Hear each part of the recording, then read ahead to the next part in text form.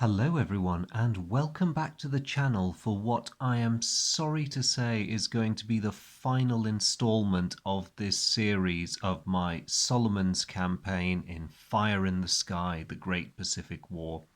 I had intended to play this game through to a fourth and final turn after this one, but unfortunately real life has once again interceded, as it has a bad habit of doing.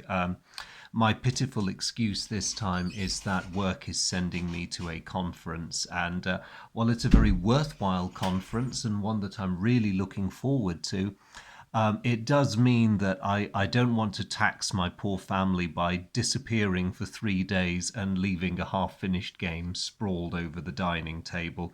As they always are, they have been kind and understanding enough to let me have this out as long as I have done. So the conclusion of today's video will be the end of the third turn, and we will see where things stand. So we begin with the Allied half of this final turn, and the situation in the Solomons is unfortunately beyond serious. The Australians have somehow managed to hang on to Port Moresby by their fingernails, but they really, really need help. There is a lot of Japanese power massed there, and it's not going to be pushed back by the Aussies on their own. Unfortunately for the Allies, they also have to face the much more serious problem that Guadalcanal fell on the previous turn. Yes, the Japanese took back Guadalcanal, which was a major, major blow, and it's also put them in a position, if they can hold it, to win the game, and that's not good at all. Given the state of play and the amount of Japanese air present in the theatre, plus the complications of distance, I think for the Allies to be able to do any good, Guadalcanal must be recaptured. There's no two ways about this. And even if I was being little more than a games lawyer and thinking about, outcomes in terms of victory points, if the Allies can end this turn back in possession of Guadalcanal and in possession of Port Moresby, then they're back in a winning position, or at least very close to a draw.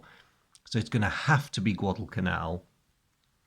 Now, there are some good points to this situation because the Japanese put in an almighty effort last turn. They expended tons of fuel, loads of resources, and they committed as much of their fleet as they could to the operation. Now, the plus side for the Allies is that the exhausted elements of that fleet have had to return to the home islands. So Japan has no naval units in theatre at the moment at all. So there's nothing out there that can react to any Allied moves. Even better, this turn, the Allied transport points go up to 20. So they do have options. But let's look at what those options are to start with. So we get into the economic warfare side of the Allied turn. The US used up its submarines the previous turn, so there's no question of anything being committed to sinking merchant ships.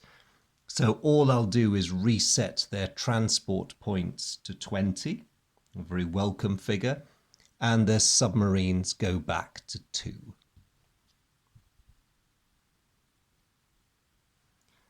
Now we get the reinforcement phase, and the Allies do get substantial reinforcements this turn. Now these are a mix of new arrivals.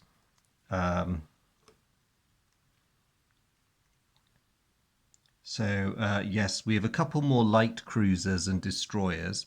The damaged carriers Enterprise and Saratoga return to the theatre, giving the US a good amount of aircraft carriers.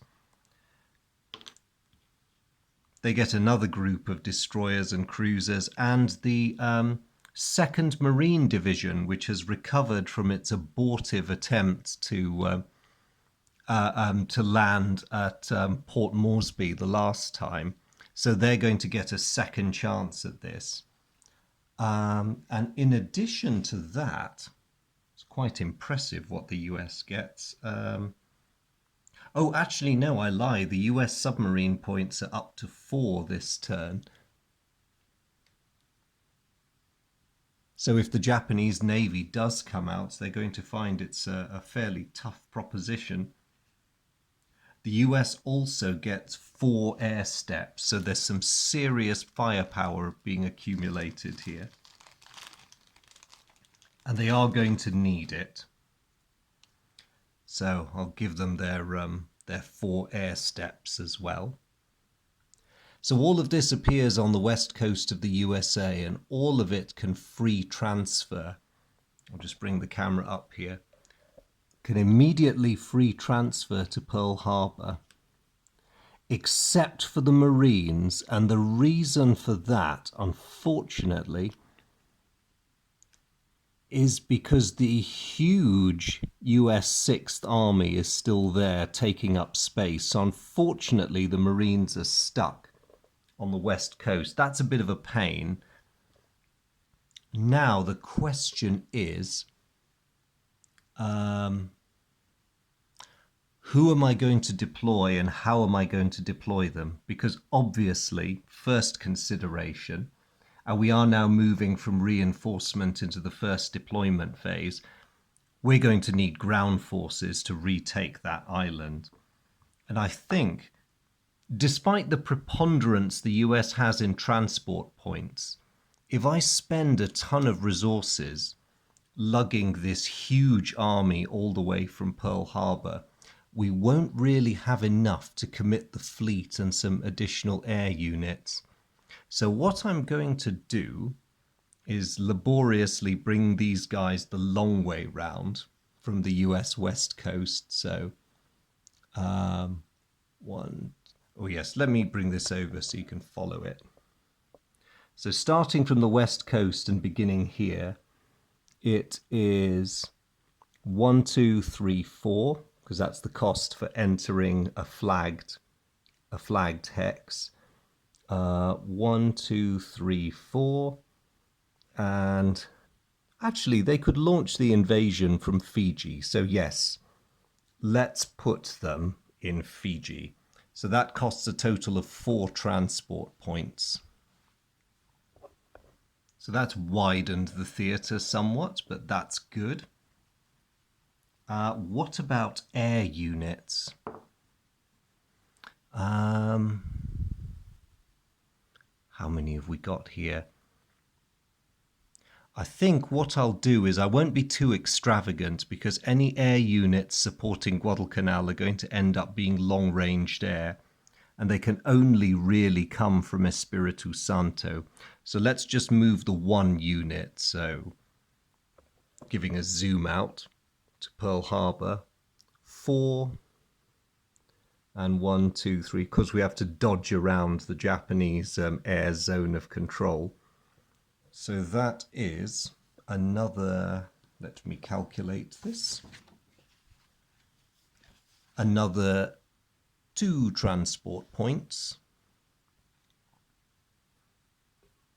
And now let's start moving fleet units. So I'm going to have to make sure that I save 4 transport points to be able to actually launch the invasion. And we're going to have to escort these guys with a suitable bombardment force. I'm pretty confident the Imperial Navy won't react, so we're just going to go for the most powerful things I can scrape together.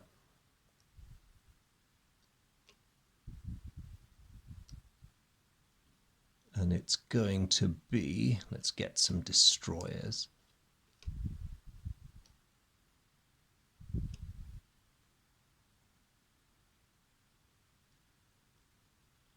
Okay. This is what's going to be the bombardment task force accompanying the US Marines. Let's just make sure I can afford this. 1, 2, 3, 4, 5, 6. Oh, golly. 1, 2, 3, 4. Ooh, that's going to be 12. No, okay, I will have to be less ambitious. Let's put some battleships back. Let's have some heavy cruisers. Or instead of battleships, should it be aircraft carriers? Oh, the agony. Decisions, decisions. One, two, 3, 4, 4.5. That still makes 9. That's a very heavy expenditure. It's going to come to a choice between battleships and carriers, and I think I can't really afford to leave the Japanese with ineffectively challenged control of the air. So I am going to take a bit of a risk and also take a leaf out of the Japanese playbook and concentrate my carriers into a single big task force. And that's 5. That is 5 transport points. So if I move them,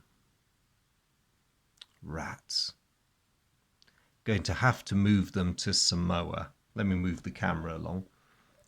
I'm partly hobbled by the base capacities, which are not very good except in Samoa. Let me see. 4. It's going to be 2 anyway, so I might as well... yes, I'll have the carrier covering force there. So that is... Oh, crumbs, that's a lot. That's 10 transport points. Ouch. And we only have 14 of the things. That's unacceptable.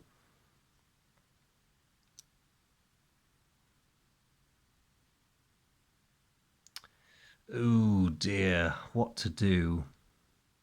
If I send in the carriers unescorted, that is extremely dangerous as well. No, I think, much as I lament the inability to provide effective naval support, this is just too expensive. So I'm going to send a destroyer and a couple of cruisers to be the bombardment force. So 1, 2.5.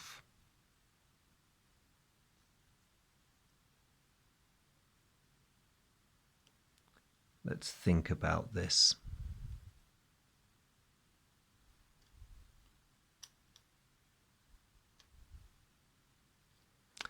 Yeah. Yep. Some light cruisers, some heavy cruisers, and some destroyers. Whoops. So that will cost me 5. Now that leaves the US with 9 transport points. Maybe I can afford another 5. I tell you what, I will send a battleship to join that group, or a battleship counter, but that is pretty much all we can spare, which still leaves enough to actually launch the invasion. So that's going to be tricky. That's going to be very tricky. I don't think it was worth sending carriers in as a separate force, so we are going to have to rely for our air support on long-range air from Espiritu Santo. Golly, wish us luck. So, operational movement, here we go. The US will commit the last of its transport points to launch a counter-invasion of Guadalcanal. Operation Shoestring indeed, this one. So the naval task force will go. The Japanese have absolutely nothing that's capable of reacting, so the US might well get away with this. And now we get the air commitments. The air forces from Espiritu Santo take off. Now, they just about have superiority over the small number of Japanese aircraft at the base. So, as I say, it's going to be close. The US doesn't have anything like the superiority the Japanese brought to bear for their invasion, but it might just be enough. Let's see how this goes. So let's get our task forces in. Bombardment task force. Long range air. And the Japanese, of course, have the 6th Division on Guadalcanal with their 1 air unit. Ooh, dear. I shudder. I shudder. So, air points. The Japanese have 1 and the US bring 2. Let's see who ends up with air superiority. Nobody does. No losses inflicted anywhere. So because of their superiority in numbers, the US do have air superiority. The Japanese, not being in the least bit dim, are going to commit to attacking the incoming US fleet, while the Allies are, of course, going to commit everything they've got to ground support. They have to do this. So the Japanese will launch their attack first, and they're hopefully going to run into a wall of anti-aircraft fire, which they are. So 6, 7, 8, 9, 10, 11. Ooh, glad I included the battleship. That US flak is wonderful. So the Japanese air points come in and run into a storm of fire, which pretty much obliterates them. Drives the survivors back, and the US breathes a huge sigh of relief. So far, so good. That was a bit dramatic. Nobody's bothering with sea control because the Japanese certainly aren't, and the task force is just going to go in.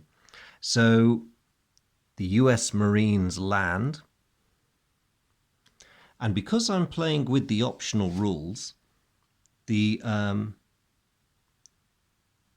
US Marines are going to get a bonus to their dice roll because they're making an opposed landing. It's a nice thing they have, and it's a well-deserved ability. Makes it easier to justify sending them in instead of the huge 6th Army. So let's see how things go. I'm going to start with the 2 US air points that are doing the ground support. They score 1 hit. Next, we have the very impressive firepower the task force is bringing into play. So that's another 5 dice from the battleship and cruisers.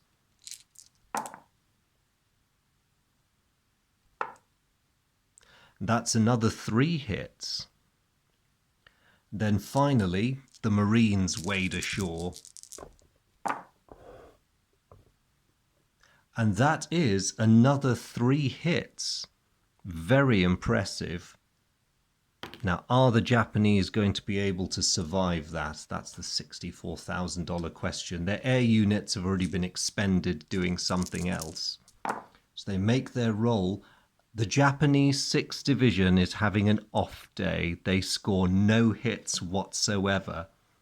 So that is actually enough to eliminate them because the number of hits, 7, exceeds the strength of the unit plus the number of hits that they scored. So effectively 4 plus 0 for 4.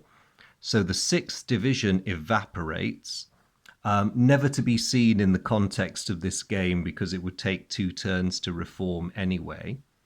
And the air units disappear as well. So in a stunning counterattack, before the celebrations have even died down on the Japanese side of things, the US has swept in and retaken Guadalcanal. And I love the happy thought that, you know, the somewhat bedraggled 1st Marine Division, who were probably only, you know, just been herded into a prisoner of war compound on the island. They're probably about to be put to work repairing the airbase for the umpteenth time.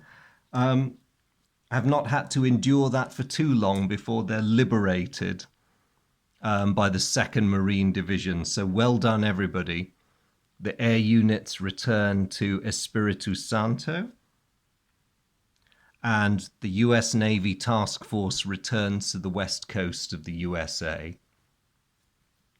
So well done, the United States. They staked everything on that counteroffensive, and it paid off. Those 15 victory points are back in the Allied bag. I mean, of course, in the final turn, the Japanese, very angry and smarting with defeat, will no doubt have tried to do something about that, but they're not in as strong a position as they used to be, because their toughest units are still committed to trying to take Port Moresby. And they can't really afford to leave Rabaul unprotected. So they would have some tough choices to make in the coming turn. But for now, the US has a chance at a second deployment, and sadly, they can't take advantage of it for the very simple reason that they do not have any transport points left. That really, really was Operation Shoestring. So I'm going to end the game there with many regrets, because I was really, really enjoying this. But I think I've got enough time to speculate, if only a bit wildly, on what may have happened. So had it come to a final turn, the Japanese would still have had their difficulties, because their transport points, they ended their turn with 0 transport points and not very many oil points. So they would not have been able to replenish the fleet's oil prior to the last turn of the game. They would have had enough transport points to redeploy a powerful fleet element. Their carriers would have been the obvious one, but they would only have been able to support one force, really. I mean, what they have over there is 5.5 oil points, so that really would have given them a reinforced carrier group, maybe. Given the expense of running the battleships, they would have had to have sent them to sea unescorted, which, given the presence of US submarines, would have been risky. Do you know what? I've done it again. I forgot to commit a Japanese submarine to the attack. Just for interest, let's rewind to the US Naval Task Force and see what might have happened. And I've just rolled a 6 for the US destroyer, so that Japanese submarine would have been stopped cold anyway. So yes, the Japanese might have had a chance, but it would have been a far less, it would have been less of a sure thing than their attack the previous turn. What they would have probably been able to complete successfully would be the conquest of Port Moresby, because I don't know if the Australians would have been that lucky a second time running. So in all likelihood, the Japanese would have ended their half of the turn with a draw. So they would have been in possession of Lae and Port Moresby for a total of 15 points, and the Allies would have still been in possession of Guadalcanal for a total of 15 points. Now, even if the Japanese had managed to land on Guadalcanal, I mean, at best, maybe if they were extraordinarily lucky, they would have kicked the US off again, but I'm not sure how certain that would have been, given that there'd be no overwhelming naval support this time, and given that there's still US air in the vicinity. It's hard to say. If the Japanese were lucky, they might have been able to shift the US off again. But as I said just now, their remaining units in theatre are quite weak. That lot would have had to have spent the turn basically beating down the Australians. This would have probably been rather chancy. Hard to say for certain. The dice may have favoured the Japanese the next turn. But even if it had, would not the US have simply come round again? And they may well have taken the chance of using a weak naval force to cover the movement of this monster. I think it's very much an open question, but in any case, the fact that the Allies get the last say in a turn would probably have allowed them to have restored the balance of a draw. Of course, the other nightmare for the Japanese is if they committed the units but they did not wipe out the 2nd Marine Division, their game would have effectively ended with the US technically still in possession of the base. So there we go. So anyway, sorry to leave it there. A final turn would have been really dramatic, but I hope that you've all enjoyed this game. Hope you've enjoyed it as much as I have. It's been really great fun. I must hunt round for more scenarios that people have created around Fire in the Sky. I mean, for all I know, people might have done Asian mainland ones, perhaps the 1944 battles. I mean, Leyte Gulf represented in this system would be great fun. So, yes, I will return to this game one day. I really don't intend to leave it quiet for long. But thank you so much for following this series. I really appreciate your company and your dedication. And really just the time you spend watching these videos. It's very humbling, and I really, really am glad that you get so much enjoyment out of these. I will carry on trying to catch up with all your comments. Thank you so much for those. They're really, really appreciated. And again, thanks for the time you've put in crafting them. So, as I always do, as is my habit, I'm just going to say a huge thank you to all of my veterans, especially my fellow grizzled survivors of current and previous games of Fire in the Sky. I hope if you've not played this game for a while, whether you own this edition or the more recent edition, I would encourage you to get it off your shelves if you can, blow the dust off it, give it a spin, because this has been awesome, awesome, good fun. To anyone who might be visiting my channel for the first time, if you're new to this channel, you're very, very welcome. I hope that you've enjoyed this video and found it interesting. It may not make sense if you've not watched the preceding ones, so if you liked it, please go to the beginning and follow the campaign that we've just played through. If it's Fire in the Sky that's brought you here to the channel, please do look at the other videos anyway, particularly my introduction and final thoughts and all the other bits I tend to throw together for games that I look at. And if it's wargaming in general that's brought you here, then you're very, very welcome. Please do have a wander around the channel. I hope you find something else that you like. But as always, to all of you, thank you so much. Wherever you're watching from, it's much appreciated. And I look forward to seeing you guys again in the next video, whatever that may happen to be. Thank you for tuning in and take care. Bye.